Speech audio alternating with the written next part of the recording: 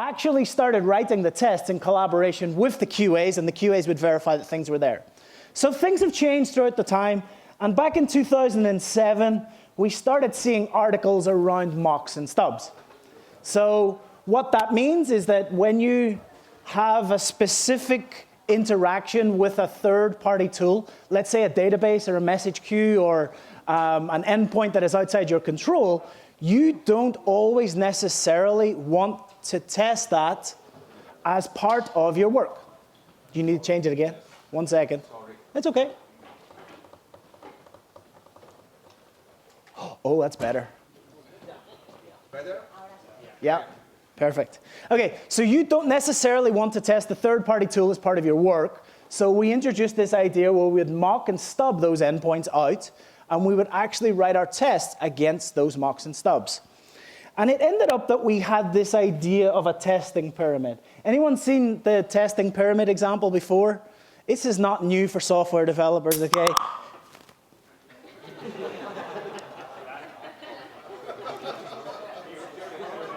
See, people can catch me. If anybody messages me, you'll find out. So this is not new for software developers, okay? You've had this prior art for a long time, and you had this beat into you through solid code, clean code, code and architectures, all of these different things. In infrastructure, we have YOLO'd it. It has been a bit of a mess, okay? So what we can see is that at the bottom where we have unit tests, we usually have a base of much more unit tests. And as we go up testing through the entire system, the brittleness of the tests become more, so we have less tests, but it tests end to end, outside to in through the entire way. How does the same hierarchy work in ops? So right now, it probably doesn't. Okay? You may work for a company that doesn't really have any infrastructure tests. Anybody work for a company who has infrastructure tests? You're my 4, 5, 6 favorite people. 8 favorite people, okay? I don't offer to buy beer, so you're not having a beer, but that's okay, because it's illegal. But yeah, so you can see it's much more sporadic that the infrastructure testing happens than it does in software development, but we're getting there. And we have the rise of infrastructure testing. Now, it's not a new concept. It's really not. It's been around for a long time. We've had tools like Server Spec, Test Kitchen. We've had tools like Chef Inspec. All of these different things have been around for a while, but not many people use them as today. And what tends to happen is the normal ops testing pyramid looks like that. We have one style of test that is both brittle and lots. And it's a bit of a mess. And I'm going to suggest that we need to change that. We need to change away from having this one style of test, which usually tests after the fact. Okay, so you spin up some infrastructure, you then test that the infrastructure has been spun up correctly, and that's your test. Now, of course, if it hasn't been spun up correctly, you need to destroy it and recreate it, which is not fantastic, because the damage can already be done, depending on how quickly after you test. I'm going to suggest that we have a better testing pyramid, okay, where we actually do introduce this idea of unit tests. So we will actually be able to mock different things. Now, the reason I'm talking about this today is that this is an area that's very, very big within the tool that I use, and I'm not selling you the tool, right? We realize is that development practices need to be embedded within operations practices, and operations practices need to be embedded within development practices. Thus, we're at DevOps days, right? If this thought process didn't exist, these events would not exist either. So we're trying to help and adopt the different ways throughout the community in order to make this happen. So what we've started to do is we've started to introduce the idea of being able to mock the cloud. Okay, so wouldn't it be great if your infrastructure testing tool didn't actually need credentials on your local machine to test that the infrastructure that you're going to create is actually fit for purpose? So what I mean by that is we know the responses from Amazon, Azure, and GCP. Okay, these are well-formed API responses that you give them parameters, they will give you back parameters. We know that there's a base set of interactions that they will always respond with. Okay, so required parameters will always bring back those required parameters. You pass different optional parameters and they'll bring back different things. We can mock those interactions. In our infrastructure test, we don't need to test our cloud APIs. It's pointless. They test them for us. Of course, you want to make sure that there's disaster recovery and that you can fall across to the correct different regions if something happens. But technically speaking, we shouldn't be spending all of our time creating tests that tests Amazon or Azure. Because let's be totally honest, if their API goes down, we're in a little bit more problems than being able to interact with infrastructure. So let's introduce this idea of mocking, okay? And I'll show you some examples in a second how we do that. But what has become extremely prevalent in the past few months, the past year, is embedding security tests inside our daily workflow. Now, this is the rise of DevSecOps, okay? Like, this is now a huge thing. We've had this dev and ops interaction, and we left these poor security people on the outside who we ended up hating. Well, we didn't really hate them, but they're not nice to us. But they've sort of been the thorn in our side. The security are sometimes the team that have to think rationally and stop us from doing the things that we do. So therefore, isn't it better that we start incorporating them in what we're doing? Now, there have been numerous examples in the past few years of when infrastructure has been left unsecured on the public cloud. And it's shocking, absolutely shocking. One of my favorite examples is this. Okay, there was unsecured MongoDB databases in Russia that when they actually curled and had a look, they found admin@kremlin.ru addresses on every single one of them. Now, this is both hilarious and shocking at the same time, but it does happen. Something that's a little bit more sensitive is that the Ecuadorian government actually pushed an Elasticsearch cluster live that exposed the data of all of their citizens, including 6.7 million children. Now, that is worrying, that we're in 2019, 2020, and we're still pushing this type of mistake in order to actually make it happen. A funny example is that, this is not funny, please don't take this one as funny. A funny example is in the UK, just before Christmas, they published the Queen's UK Honours List. You know, the people who get like knighthoods and like all these stupid titles behind their name. And they put their entire addresses. Somebody uploaded the spreadsheet, the Excel spreadsheet, to the internet with their public addresses. Now, that's quite funny, but at the same time, it's horrifying because there were some very high security officials on that list, and potential terrorist threats were actually detected based on the back of this. We need to be better. We just need to be better. This is bad. This is extremely bad. And then the last one, which is a real shocker, this came out like, I want to say at the start of this year. Yeah, just like at the start of January. Microsoft actually exposed 250 million customer conversations of those people who use Office 365. Okay. Now, if governments and big cloud companies are making these mistakes, then it's no wonder we're making the mistakes in our smaller companies who we don't have to go through the same security and privacy concerns. Okay? And it does happen, and if you're making the mistakes, it's fine. We're human. We do make mistakes, but we can adopt tooling and we can adopt practices that help us not make these mistakes.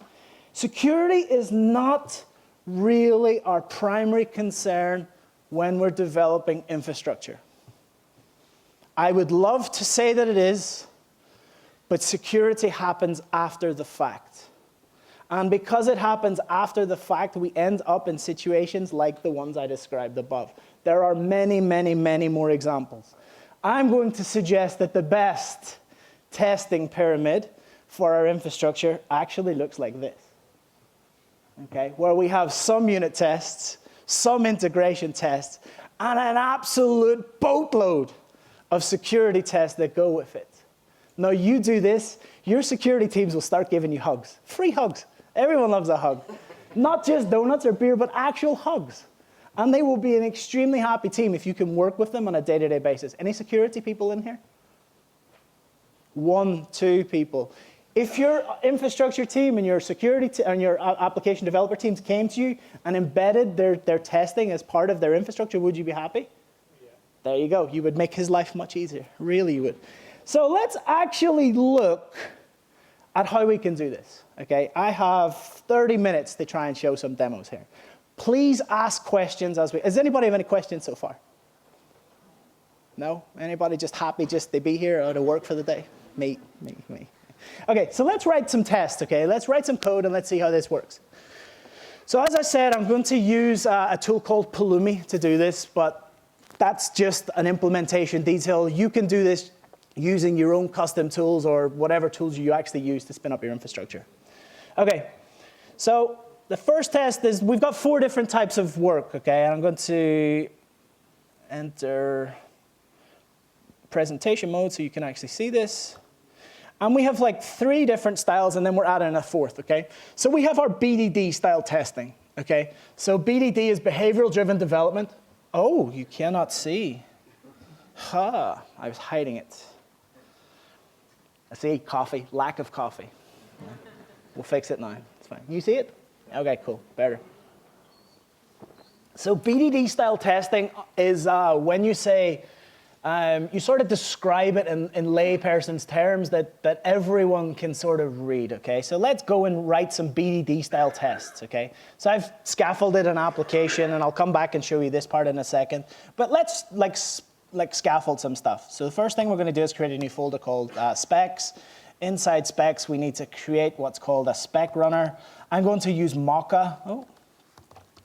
I'm going to use Mocha for this. Mocha is a Node.js spec runner, which is, you can use whatever language spec runner you want. This is just for demo purposes. Okay, and in here, we're going to say Mocha test spec. And what it does is it just, it will basically crawl the directory for any files in the directory that end with .ts that isn't this file, index.ts, and it will create a Mocha spec runner for all of those files. Okay, it doesn't do anything special, that code. So let's create the first one, okay, the bucket spec. Okay, so we're going to say bucket.spec.ts, and we are going to say, let's create a bucket spec. So this is a much easier way. Let's ignore these lines for the second, okay, because it's not interesting. So let's actually have a look at what it does. So we're going to describe our Amazon S3 bucket that we have created. Okay, the bucket should have an exact name of .mad testing bucket. It should be in a specific location, so US East 1. Okay, and it should have private ACL. Of course, this is the most basic spec that you can ever imagine, but it's just to demonstrate that things can be done. So let's think about these in turn, okay? So it should have an exact name because your applications may depend on a bucket being an exact name. It should be in a specific location. US East 1 is a bad example, actually. So what we're going to do is we're going to say, we're actually going to say EU West 1 because I'm from Ireland and I'm biased. And also, we don't want to be in the UK because of Brexit. It's OK. I have an Irish passport. I'm immune. I'm immune. See, everybody in every country in Europe laughs at Brexit. So, it's great. Anyway, so we're going to say that it needs to be an EU West 1. And we're going to say #Brexit. Just to make it funny. And then lastly, it should have a private ACL. This is probably the most important part of the spec, right? Because you don't want unnecessary public buckets on the internet, because somebody, by the time you have published it, somebody has already crawled that bucket and actually indexed it and made it available to be used in different things. Okay, but this location is a very interesting thing for us in Europe. Anybody have to adhere to Gdpr? Yeah. And one of the things in Gdpr is all about where you store your data. Okay, so by default, when you create something in the cloud will have default locations chosen on your behalf as part of your account. So therefore, check that you're actually creating it in the correct location. Otherwise, you could be in some trouble. So that's one spec, okay? Let's write the next spec, okay? So let's say EKS, okay? EKS is Kubernetes in Amazon. It's a hosted service. And we're going to create eks.spec.ts. And of course, I still have code for this as well, because it would be crazy boring if you watch me type all this code. Now, it should have an approved Kubernetes version. is an interesting spec. The reason being is that security teams and database teams and all these different things sometimes don't let you use the latest and greatest versions. They don't let you use latest because your applications, one, may not be tested, and secondly, the security of it may not be tested and verified by your company. So let's check and find like actual specific versions. Ignore crappy cluster. Okay, I'll talk to you about that in a second. Okay, and then secondly, we want to make sure that it's not the publicly available Kubernetes cluster, so we want to ensure that it's not in the default VPC in Amazon. Okay, we want it to be on our own segment of Amazon's private cloud in a VPC, so we can write a spec for that as well. So let's have a look at what the actual code that we're going to be writing against looks like. So firstly, we're going to say, let's create a bucket. Okay, now the bucket looks like this. This is a declarative syntax. Anybody use Terraform? Yeah, so this is a rival to Terraform. Okay, I used to work at HashiCorp on Terraform before I worked on this tool, and this is why I give demos using this tool now, because it's my company. So what we do is we say we're going to have a constant called myBucket. The bucket will be of type aws.s3.bucket. And the bucket name will be .mad testing bucket, and we'll create an ACL of public read.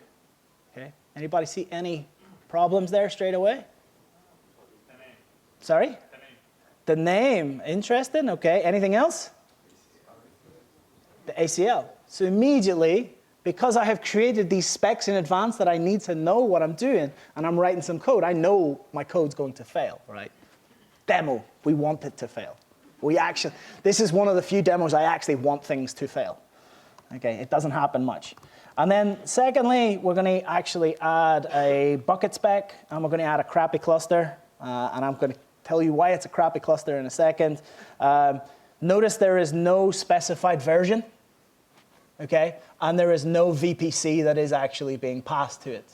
By default, people will create clusters that look like this, and that's OK. But it's maybe not adhering to policies within your company. And then lastly, we can create a better cluster. Oh, not that one. And it is looking like this. So first thing we do is we actually create a VPC. In Pulumi, that single line will create a VPC with a public subnet, with a private subnet, and make it available with all the routes, the route testing, and everything like that. So it's a simple one line. And you can see that I'm now passing in the VPC subnets in there. Ignore the fact that it's public. Again, this is just a demo. But the most important thing is that I'm actually specifying a version of Kubernetes that it's going to run. And then lastly, the one I want to do is I want to actually say run tests. So as part of my test spec, inside my index.ts, I expose this function called run tests. So in order to run the test as part of Pulumi, I actually just need to bring in there, and I can run it. Now, let us go, and let's make this as big as it can be for the people at the back. And I'm just ignore the fact that I'm using envchain. Envchain means that I don't give you my AWS credentials on camera, because I have done that so many times. And of course, I'm now talking about security testing, so let's not do that, okay? Let's just not do that one. But the interesting thing is we can run the command pulumi up, saying yes, and suppressing outputs. And then lastly, I want to say skip preview, just because of the fact that it'll save time in the demo. I pre-created this infrastructure, okay, about 30 minutes ago, because it takes 25 minutes to create an EKS cluster, and I don't have that much time. So what we're actually going to do is we're going to say pulumi up. So pulumi is actually testing the infrastructure that was pre-created, and it's going to use our Node.js Spec Runner. And just around this part of the screen right here, you will actually start to see the spec tests running. If my internet, there you go. So info running, Amazon, it's just too big right now. But very soon we will get an output of all of what is wrong with our tests. Of course, this can be a CI tool that runs this for you. This doesn't have to be run from your local machine. I'm really hoping I have internet. I do have internet, so we're OK. Any questions while we're waiting? Can we make some drawings or something? Or, there we go. Look, you can see numbers happening. They're actually running some specs. It's a little slow. I apologize. Question? Mchain is open source tool? So the question is it an open source tool? It is. Yes. Everything I'm showing you right now is 100% open source. You do not need to pay for it in any way, shape, or form. Okay. I mean, maybe later you can share the source code? The source code. I will absolutely 100% share all of this source code, and I will tweet it out in the DevOps Days Madrid hashtag, okay? So we can actually see that, firstly, the program exited, okay, as a non-valid exit code because the tests failed. That's what we expected it to do. And we can actually get the full test. So first thing is it's going to run the test against the S3 bucket. Only one tick because it has an exact name as we expected, okay? But it's not an EUS1 and it doesn't have a private ACL. And then secondly, we can actually see that it will run the AKS tests, and we can see that it failed both of those because they're not there. And we get the full output of what's expected and what's not expected. So we can go and fix these tests up very quickly, or at least a couple of them. And so instead of crappy cluster in my specs right now, I can go back here and I can import a better cluster because it is a crappy cluster, and we can actually test it. And again, if I go back and run the same tests, it should be, again, it'll take a little bit of time, and we'll come back to this in a second. So you can iterate on this, okay? But of course, the infrastructure is already created, right? So if I've created a bucket in the wrong region with the wrong permissions, somebody already has details inside it. So let's change how we're doing it and do it in a slightly different way, and let's mock it, okay?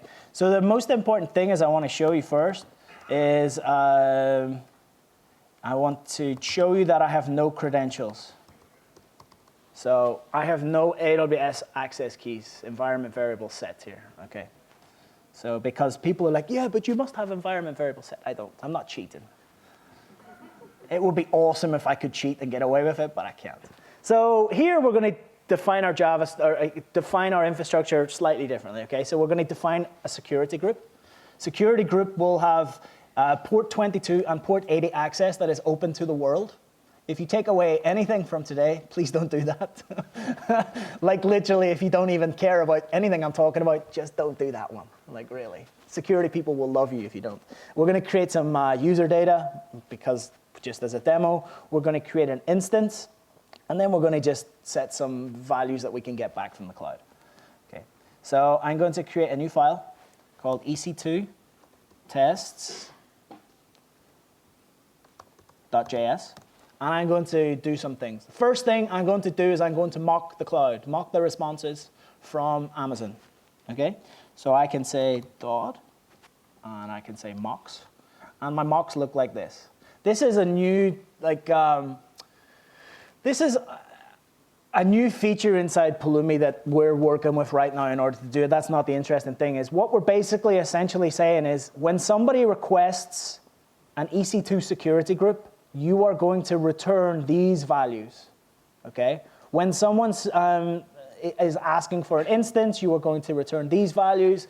Of course, any instance type has a specific type, and if you have a type, you can actually return specific default values that you know exist, okay? So it's nothing new, it's nothing crazy. It's just we don't care about interactions with Amazon, we care about the interactions within our application itself. So after we're going to do this, we're now going to introduce our specs. Okay, and I've pre-created these already. Okay, let's just remove that because that's not correct. And we're going to describe our infrastructure. Wait, what?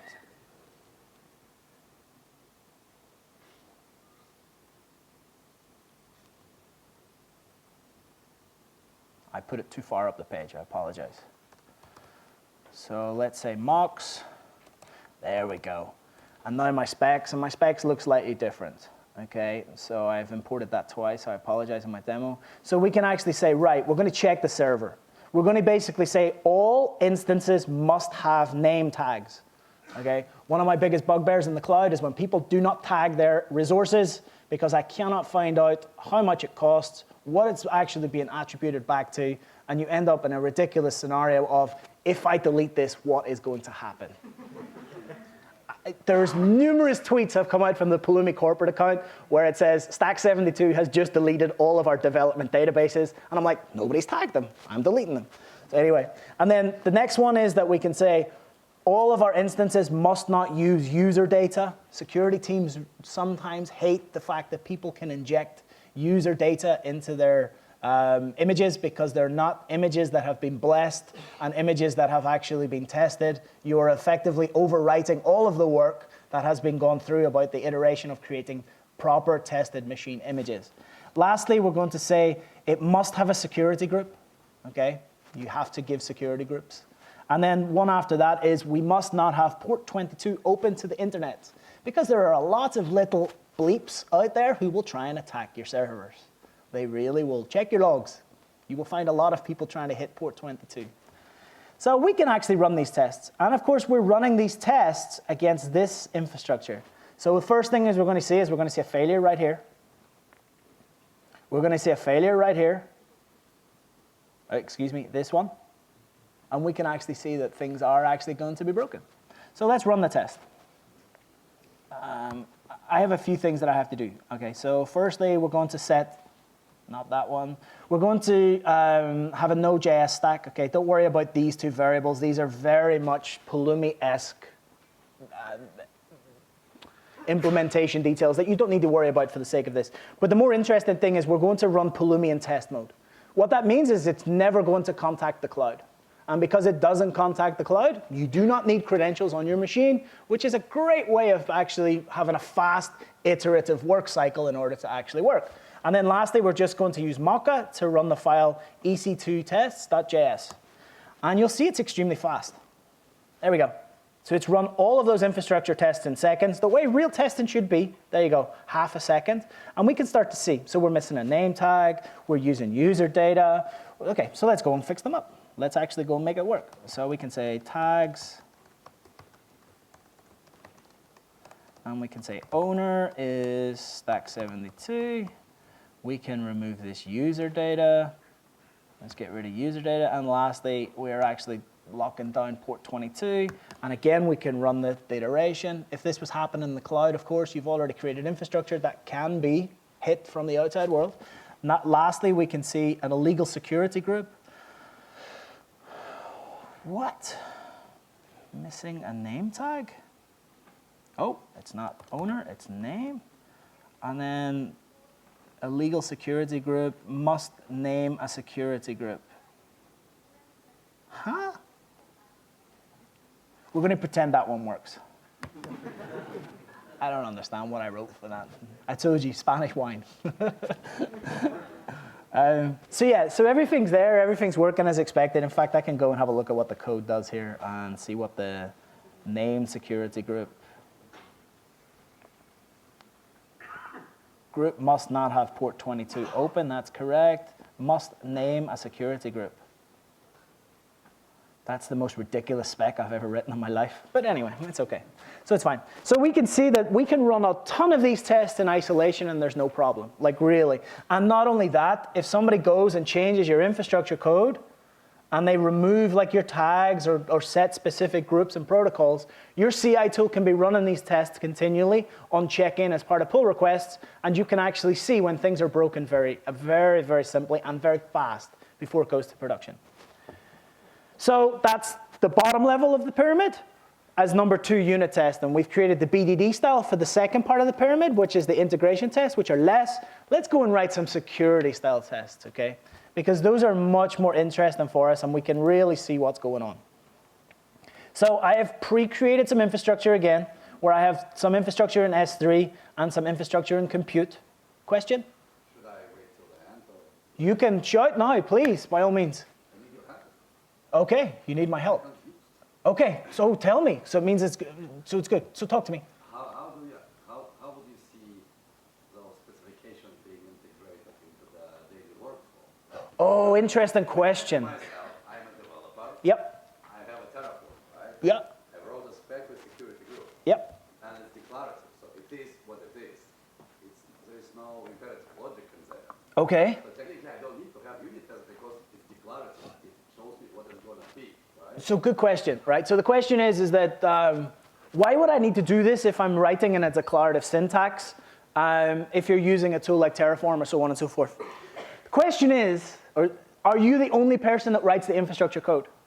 Probably not. So that's There you go. So there's a variable of change, the person, okay? Because if you write those specs up front in advance, people don't always go and look through testing code, right? We're developers. We do the fastest, I'm saying developers, everything, operators, developers, everything. People make the fastest change that they need to make in order to make things happen in the infrastructure, okay? But because they do that, they don't always use Terraform, or they don't always use the tooling. They have nasty little hands that go to the consoles and change them in production, okay? It's true.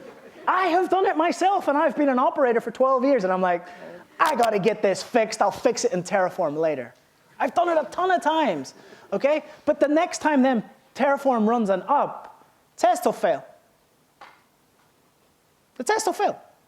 As part of your workflow, the test will fail because Terraform runs a refresh. It's going to grab the latest code. It's going to go on up, and it's going to say, wait a minute, somebody has changed a security port. Immediately, you can go and rectify that, find out who did it, okay? Beat them. Not really beat them, but beat them.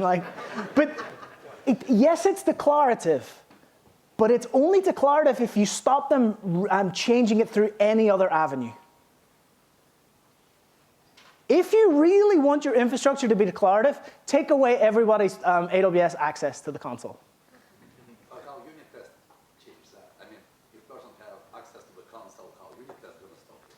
Well, it's not going to stop them. It's not even going to stop them in code. But it'll find it the next time you run a run because you've changed how the infrastructure is supposed to work. Yes, your Terraform code is declarative. Yes, your Pulumi code is declarative.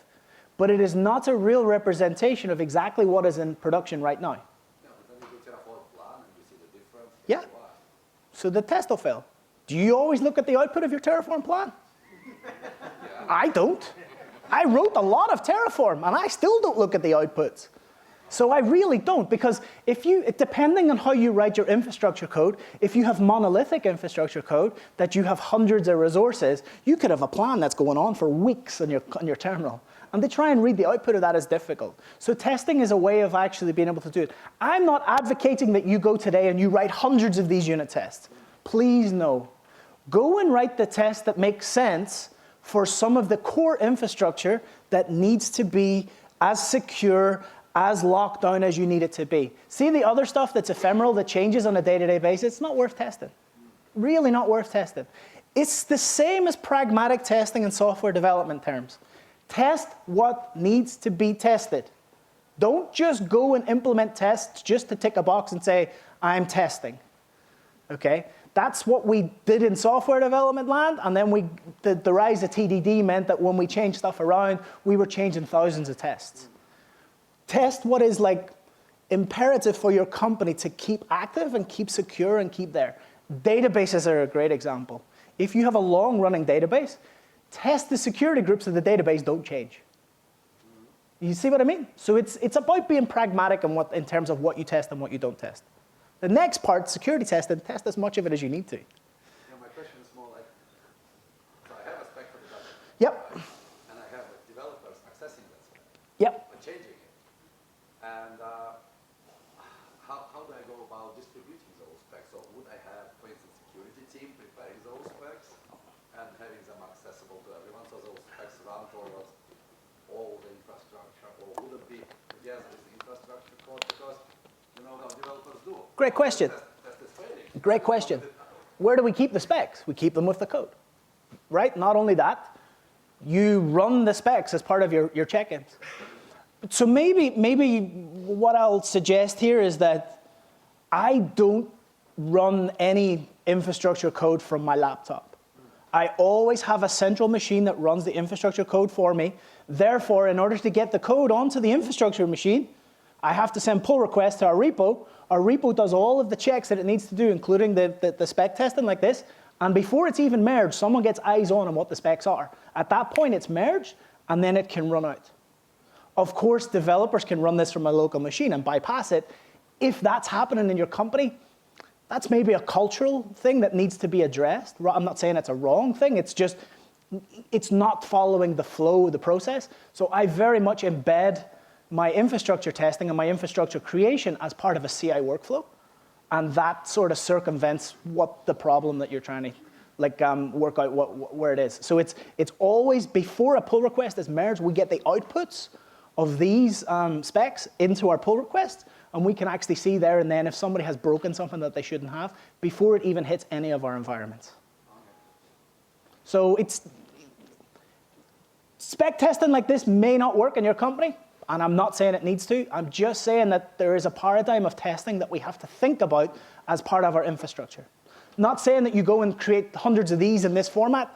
Next week, they might be invalid and you might have wasted your time, but at the same time, it helps some people validate the infrastructure that they're creating before they actually create it. It gets them through the checklist of, is it open to the world? Is it secure? Can anybody steal any of my content that shouldn't be stolen, so on and so forth? And then after you've validated that that's the case, you can delete them if you want. No worries, no worries, no worries. Any other questions on it while I'm still going? Before I go off on another rant? Okay, excellent. Okay, so we have S3 infrastructure and we have compute infrastructure, and I can quickly show you what they are. So we have an S3 bucket, which has public, it has versioning enabled, it has a website. I don't know why that the website's in here. I didn't prepare this test, one of the engineering team did. And lastly, we have KMS encryption enabled on the bucket. This is not a real key. You can't steal my KMS keys. I promise it's not real. Because we want to just show that you can enable encryption on a bucket and check that encryption can be enabled on a bucket. Lastly, we have some compute where we have a VPC. It has a specific CIDR block. And then for every one of the zone IDs that inside our region, okay, so config basically goes off and says, get me all the availability zones in the region right now. For every one of the zones, I create a VPC with a specific CIDR block and with a parent. And then lastly, for every subnet, I create an instance in that subnet. We're trying to mimic a high availability architecture of like a web system or like a service that runs across multiple subnets inside a region, okay? We're just trying to show that there's a demo there. Now, we have code that goes with this. This is a new system that we're creating. Again, in Pulumi, it's called Policy as Code Crossguard. If you use Terraform, you can use Sentinel for the same style of thing, okay? So the same style tools exist in different areas. I'm just trying to put the fact that tools are out there, use them, they're our friends. Okay, so let's go and have a look at the policy as code. So the first thing in our S3 policy as code, we can say the bucket must not be publicly accessible. Okay, Pulumi has this idea of what's called an enforcement level. So if you're trying to write some code and you want to stop it, actually creating infrastructure before it validates the policies, you can make it mandatory. If you don't make it mandatory, you can make it advisory. Let me just show you what we allow. Advisory, mandatory, or you can disable the policy if it's something that you don't care about anymore. But the most interesting thing is that being able to turn it on and off very easily. Okay, and then we can actually validate that it goes off and does everything that it does using the code. Then we must have bucket versioning enabled. We don't allow website hosting because there is like a different platform inside your company. This is any marketing people here? This is to stop those marketing people circumventing the processes because we all allow them to do it in order to get their things done. And it does allow them to get it done, so it's okay. But if your company doesn't allow that, you can switch that one style on. And then lastly, we want to ensure that there's S3 server-side encryption enabled on the bucket to stop people stealing the details out of the bucket, okay? Because it's like quite popular in order to like scan buckets on the internet. And then we have compute rules, which basically says subnet sizing must be of a specific subnet prefix or smaller, because we run out of IP addresses quite regularly in the operations world because we choose things like /20s all over the place when we can probably use /24s. If you don't know what that means, don't worry about it. It took me like 10 years to even know what those numbers are, and I still don't really understand them. But, and then we can say that everything must have instance tags, name tags, so that we understand the name, the business center, the cost unit, stuff like that, so we can attribute cost of systems back to people. So as part of our tests, again, we can actually run. So the first thing I need to do is export Pulumi experimental equals true. And then I can say env chain Pulumi preview, because here we're not trying to create infrastructure, we're trying to just check in advance that the infrastructure follows before it even goes through. It's like a CI style check. And we're going to pass in the policy pack directory, which will be policy as code. And I'm really hoping this works, because if it doesn't, it's going to look stupid. Just give it a second. And we'll get a full output right now of what would happen is if we tried to run and create this infrastructure. So the first thing it's doing is it's creating the stack. And now it will give us the full output that comes with it. Please, come on. Be nice to me. There we go. Excellent, excellent, excellent. So you actually get everything coming out. And these are much more like security style tests, because we're checking that encryption is enabled, versioning is enabled. You can even do things like that security groups don't have specific ingress ports or egress ports and so on and so forth. These are much more beneficial tests than some of the other ones that I showed, but again, they're very much embedded as part of a CI pipeline, and they will run before your code runs, and it will actually give you an exit code if it doesn't actually work as expected. So what happens if you have infrastructure that currently exists that you haven't got tests for? So let's quickly write a test, okay? Let's really fast write a test. So I'm basically using Pulumi as a CLI engine here, not managing the infrastructure itself. So the first thing I'm going to do is going to say Pulumi new AWS TypeScript. I'm going to scaffold just an application folder. You don't need to worry about those details. It's fine. Name is fine. Project description is fine. Dev is fine. And I know I created that before in US West 2, maybe. Let me check that. Yeah, US West 2. So we're going to actually say we're deploying the infrastructure into US West 2. Okay. So all that does right now is it just creates like these files. These are the Pulumi engine files, the files that interact with Pulumi, nothing else. And we're going to go and delete them, because Pulumi doesn't create the infrastructure, it doesn't manage the infrastructure. We're just using Pulumi as a CLI driver in order to test some of our infrastructure. Okay, and again, we're going to create a folder called specs, and inside the folder, we're going to have index.ts, and in here, we're going to have mock test spec runner, and lastly, we're going to create a file called bucket.spec.ts, and in here, we're going to say our bucket spec. Okay. So that is fine. The only thing we have to do is import star as Pulumi from @Pulumi/Pulumi. No? And then we're going to do the same for AWS from Pulumi AWS. Okay. And then we just need to npm install Mocha, chai, types. You don't need to worry about those different things. They happen. And we're going to import. You know what? I'm just going to be lazy, and I'm just going to grab what it imports.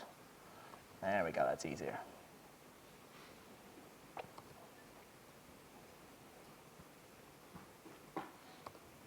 There we go. So we have some details right now. Let's just move this in here because we don't actually care about it too much.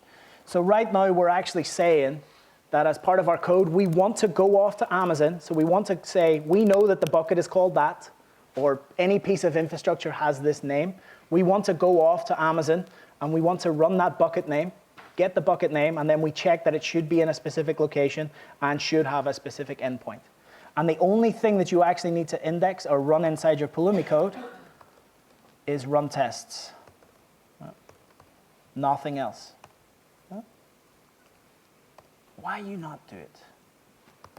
Run test. There we go. And that's it. Okay? So I'm not using Pulumi to manage my code. And if I env chain Pulumi up, and let's skip the output, we'll actually see that tests are running and tests are failing. Okay, so we'll come back and we'll have a look at the output of that, because I am out of time and I have 2 slides, and the slides are super easy. So well-tested code ensures that we have confidence in our changes. I have less risky deployments, okay, because we've all been in this situation where like, is it ready? Did we try it? Yeah, let's try it. Lastly, deployments can happen on a Friday. I'm not getting into that debate because there's a lot of people who are like super angry about that. And then in summary, don't just test after resources have been created. Okay? We need to test in advance because the damage may already be done. Okay? You could have leaked information already sensitive in your company. We need to ensure that our infrastructure is fit for our purpose without incurring the costs of testing that infrastructure, without bringing it up and actually able to ensure that it is. And lastly, we need to ensure that our security code doesn't have any, our infrastructure code doesn't have any security concerns. Okay? Thank you so much. I have no time for questions officially here. You can come and chat to me at the end. And there's some stickers if you want to pick up some stuff. Thank you so much and enjoy the rest of your day.